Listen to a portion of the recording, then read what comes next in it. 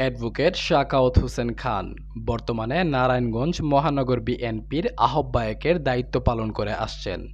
ছোটবেলা থেকেই বিএনপির প্রতি ভালোবাসা ও রাজনীতিতে আগ্রহী হয়ে ওঠেন অ্যাডভোকেট সাখাওয়াত হোসেন খান। স্কুল জীবনে নদী খননের কাজে শহীদ জিয়াউর রহমানের সাথে কাজ করার সুযোগ হয় তার। শহীদ জিয়াউর রহমানের দেশপ্রেম, দেশের প্রতি ভালোবাসায় অনুপ্রাণিত হয়ে স্কুল জীবন থেকেই বিএনপির প্রতি আগ্রহ সৃষ্টি হয় তার।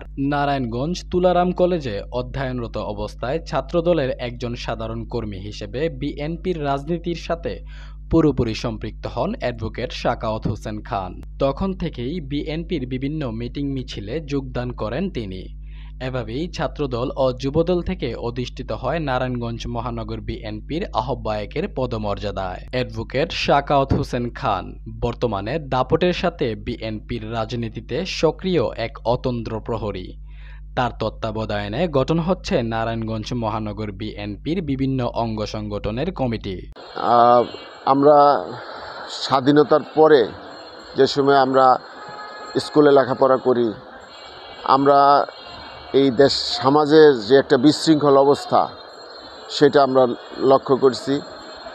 আমার যেখানে বসবাস ছিল সেখানে আমরা দেখছি যে রক্ষী বাহিনীর কী নির্যাতন এবং তৎকালীন বাকশালের কী নির্যাতন।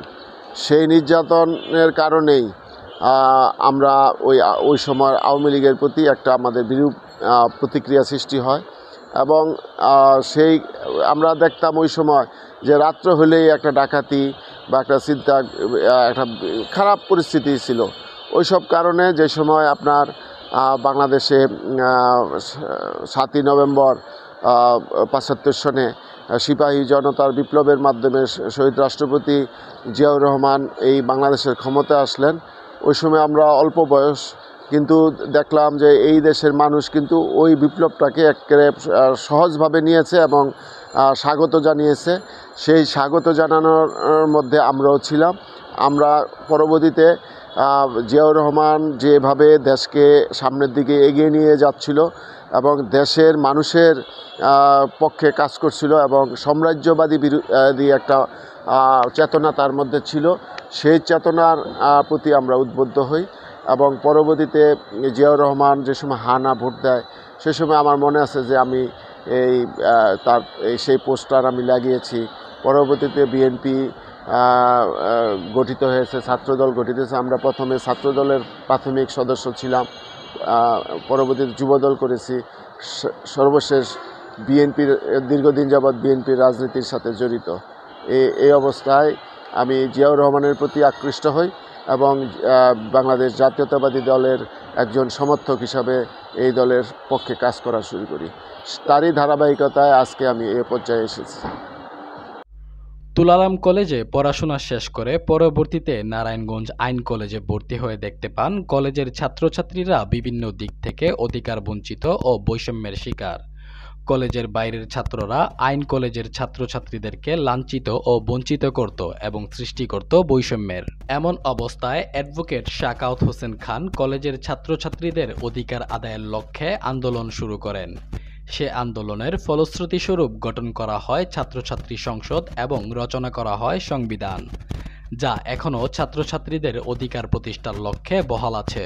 পড়াশোনা শেষ করে নারায়ণগঞ্জ কোর্টে আইন পেশার সাথে যুক্ত হয়ে ব্যস্ততাপূর্ণ কর্মজীবন শুরু করেন এবং যুক্ত হন বাংলাদেশ জাতীয়তাবাদী আইনজীবী ফোরামে। নারায়ণগঞ্জ জেলা আইনজীবী সমিতির একাধিকবার প্রেসিডেন্ট নির্বাচিত হন অ্যাডভোকেট সাখাওয়াত হোসেন খান। নারায়ণগঞ্জের আলোচিত 7 খুন মামলার প্রধান প্রতিবাদী কণ্ঠস্বর হয়ে ওঠেন অ্যাডভোকেট সাখাওয়াত হোসেন খান। তার একক বলিষ্ঠ নেতৃত্বের কারণে বিচার পায় নিহত ব্যক্তিদের পরিবার, সাজা হয় অপরাধীদের। আসলে 7 খুনের যে ঘটনা, এটা একটা বীভৎস ঘটনা। নারায়ণগঞ্জ না, শুধু সারা বাংলাদেশের ইতিহাসে এটা একটা ভয়ঙ্কর ঘটনা। রাষ্ট্রীয় পৃষ্ঠপোষকতায়, রাষ্ট্রের স্বৈরতান্ত্রিক মনোভাবের কারণেই এই 7 খুন সংগঠিত হয়েছে। আপনারা দেখেছেন যে কিভাবে একটি প্রশিক্ষিত বাহিনীর লোকজন এবং সরকারি দলের কিছু লোকজনের যৌথ প্রযোজনায় কিভাবে এই 7 খুন সংগঠিত হয়েছে। যে সময় 7 খুনের ঘটনা ঘটে ওই সময় আমি নারায়ণগঞ্জ জেলা আইনজীবী সমিতির সভাপতি ছিলাম। যেহেতু ওই 7 জনের মধ্যে আমাদের আইনজীবী সমিতির একজন সংখ্যালঘু পরিবারের একজন সদস্য এবং আমাদের অত্যন্ত মেধাবী একজন আইনজীবী বাবু চন্দন কুমার সরকারও ছিল। তো যেহেতু আমি বারের সভাপতি ছিলাম, সভাপতি আমার উপরে আমার দায়িত্ববর্তায় যেটার একটা প্রতিকার করা। আমি তার যে সময় অপহৃত হয় ওই সময় আমি আইনজীবীদের নিয়ে ঝাঁপিয়ে পড়েছি এবং আইনজীবীদের নিয়ে বিভিন্ন যে DB office, SP office, RAB office, বিভিন্ন সরকারি দপ্তরে আমি গিয়েছি, বিভিন্ন আলটিমেটাম দিয়েছি। পরবর্তীতে যে সময় পাচ্ছিলাম না, আমরা আদালত বর্জন করেছি। আমরা আইনজীবীদেরকে নিয়ে এবং জনগণকে নিয়ে রাস্তায় নেমে এসেছি। রাস্তায় নেমে আসার পরে 30শে এপ্রিল যে সময় এই শীতলক্ষ্যা নদী থেকে এই বীভৎস ইট বাঁধা লাশগুলি তুলে আনা হলো, ওই সময় আরও বাংলাদেশের মানুষ এটার প্রতি আরও ধিক্কার জানাতে লাগলো এবং এই হত্যাকাণ্ডের একটা সুষ্ঠু বিচারের জন্য একটা প্রক্রিয়া, একটা দাবি উঠল। সেই দাবিটা উঠার পিছনে আমার নেতৃত্বই সব কিছু হয়েছে। আপনারা দেখেছেন যে এই 7 খুনের জন্য আমরা যে সময় দেখলাম সরকার এটাকে ভিন্ন খাতে প্রবাহিত করার জন্য চেষ্টা করছে, ওই সময় আমি নিজে বাদী হইয়া এবং আরও 2 জন, ওই চন্দন সরকার মেয়ের জামাতা এবং আমাদের আরেকজন আইনজীবী, আমরা 3 জন বাদী হইয়া মহামান্য উচ্চ আদালতে আমরা একটা রিট পিটিশন দাখিল করি।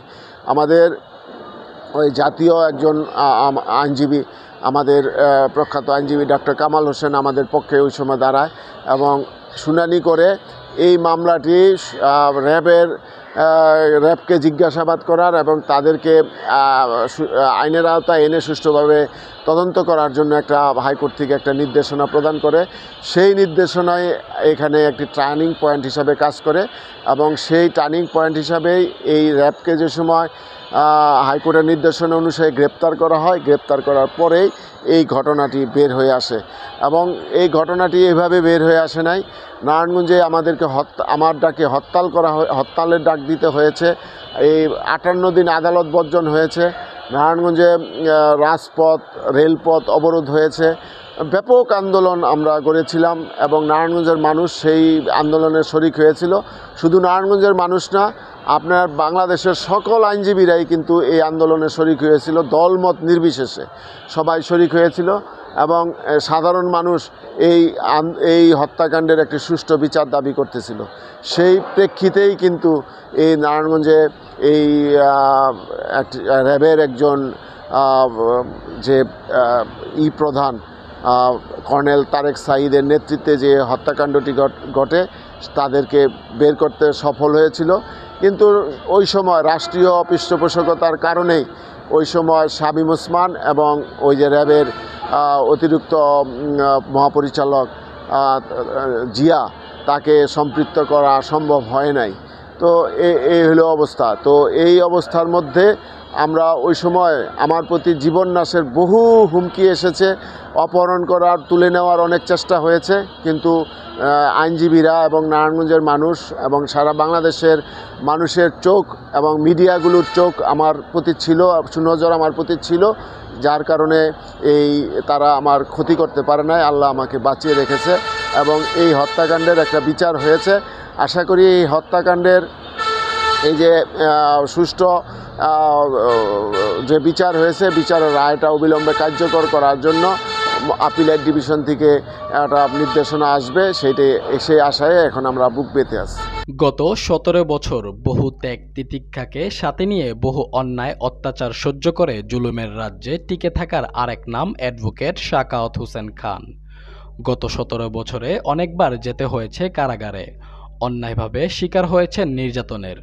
তৎকালীন পুলিশ বাহিনীর মাধ্যমে নির্যাতনের শিকার হয়ে বুক পেতেছেন বন্দুকের নলের সামনে। বিএনপির চেয়ারপারসন বেগম খালেদা জিয়ার আপোষহীন মনোভাবকে সামনে রেখে বিএনপির রাজনীতিতে হেঁটেছেন অ্যাডভোকেট সাখাওয়াত হোসেন খান। হয়েছেন আপোষহীন ব্যক্তিত্বের উদাহরণ। ফ্যাসিস্ট আওয়ামী লীগ সরকারের আমলে যখনই সাধারণ জনগণের উপরে অন্যায়ভাবে জুলুম অত্যাচার করা হয়েছে, তখনই উত্তাল বিএনপির নেতাকর্মীদের সাথে নিয়ে আন্দোলনের রাজপথ গরম করে সক্রিয় অবস্থানে থেকেছেন অ্যাডভোকেট সাখাওয়াত হোসেন খান। তার বলিষ্ঠ নেতৃত্বে সুসংগঠিত নারায়ণগঞ্জ মহানগর বিএনপি এবং নারায়ণগঞ্জ মহানগর বিএনপির আওতাধীন বিএনপির সকল অঙ্গ সংগঠন বাংলাদেশের জনগণের অধিকার আদায়ের লক্ষ্যে 13ই জুলাই 2023 সালে বিএনপির ভারপ্রাপ্ত চেয়ারম্যান তারেক রহমান রাষ্ট্র কাঠামো মেরামত করতে 31 দফা জনগণের সামনে তুলে ধরেন। অ্যাডভোকেট সাখাওয়াত হোসেন খান কেন্দ্র ঘোষিত কর্মসূচির গুরুত্বপূর্ণ অংশ হিসেবে 31 দফা বাস্তবায়ন করার লক্ষ্যে সাধারণ জনগণের দ্বারে দ্বারে ছুটছেন, দলীয়ভাবে বিতরণ করছেন লিফলেট এবং সাধারণ জনগণের বোঝার স্বার্থে সহজভাবে উপস্থাপন করছেন 31 দফা। আমাদের দলের ভারপ্রাপ্ত চেয়ারম্যান জনাব তারেক রহমান বাংলাদেশের তৎকালীন আন্দোলনরত সকল রাজনৈতিক দল, সুশীল সমাজ, রাষ্ট্র নিয়ে যারা চিন্তা করে, সংবিধান নিয়ে যারা চিন্তা করে, বাংলাদেশের স্বাধীনতা সার্বভৌমত্ব নিয়ে যারা চিন্তা করে, তাদের সমন্বয়ে, তাদের মতামত নিয়ে দীর্ঘদিন এটা আলাপ আলোচনার মাধ্যমে বিভিন্ন সভা সেমিনারের পরে এই 31 দফা জনগণের স্বার্থে নির্ধারণ করা হয়। এটা কোনো বিএনপির জন্য 31 দফা না, এই দফাটা হলো জনগণের জন্য এবং এই দেশে একটি গণতান্ত্রিক শাসন ব্যবস্থা কায়েম করার জন্যই কিন্তু এই 31 দফা প্রণয়ন করা হয়েছে। বর্তমান বিএনপির ভারপ্রাপ্ত চেয়ারম্যান তারেক রহমানের মাধ্যমে একটি আধুনিক বাংলাদেশ এবং সমাজে ন্যায় বিচার প্রতিষ্ঠা করার ক্ষেত্রে তার সমকক্ষ দ্বিতীয় কোনো ব্যক্তি নেই বলে মনে করেন অ্যাডভোকেট সাখাওয়াত হোসেন খান। জনাব তারেক রহমান গত এই যে 16 বছরের যে আন্দোলন, বিশেষ করে গত 6-7 বছর বাংলাদেশে যেভাবে নেতৃত্ব দিয়েছে, বিএনপি এরকম একটা দেশে যে সময় একটা স্বৈরশাসন চলছিল, সেই স্বৈরশাসনের বিরুদ্ধে দলকে যেভাবে সুসংগঠিত করেছে, দেশের মানুষের পক্ষে কথা বলেছে, গণতন্ত্রের পক্ষে কথা বলেছে, স্বাধীনতা সার্বভৌমত্বের পক্ষে কথা বলেছে এবং জাতিকে যেভাবে নেতৃত্ব দিয়ে সামনের দিকে এগিয়ে নিয়েছে, এর মাধ্যমে যেমন আমারও একটা বদ্ধমূল ধারণা হয়েছে যে তারেক রহমানের থেকে এই বাংলাদেশের প্রতি যে কমিটমেন্ট, জনগণের প্রতি যে কমিটমেন্ট এবং দেশের স্বাধীনতা সার্বভৌমত্বের প্রতি যে কমিটমেন্ট এবং গণতন্ত্রের প্রতি যে তার কমিটমেন্ট, সেটার সমপর্যায়ে বাংলাদেশে আর কারণ নাই। জনগণের সুখে দুঃখে কান্ডারি হয়ে দাঁড়াচ্ছেন অ্যাডভোকেট সাখাওয়াত হোসেন খান। অসহায় জনগোষ্ঠীর মধ্যে কখনো বিতরণ করছেন শীতবস্ত্র, কখনো বিতরণ করছেন নিত্য প্রয়োজনীয় জিনিসপত্র, আবার কখনো বিতরণ করছেন খাবার ও ইফতার সামগ্রী। সাধারণ জনগণকে ভালো রাখার লক্ষ্যে কাজ করে যাচ্ছেন অ্যাডভোকেট সাখাওয়াত হোসেন খান। সাধারণ জনগণের পাশে থাকার জন্য নারায়ণগঞ্জ মহানগর বিএনপির সকল অঙ্গ সংগঠনের নেতৃবৃন্দকে দিক নির্দেশনা দিচ্ছেন তিনি।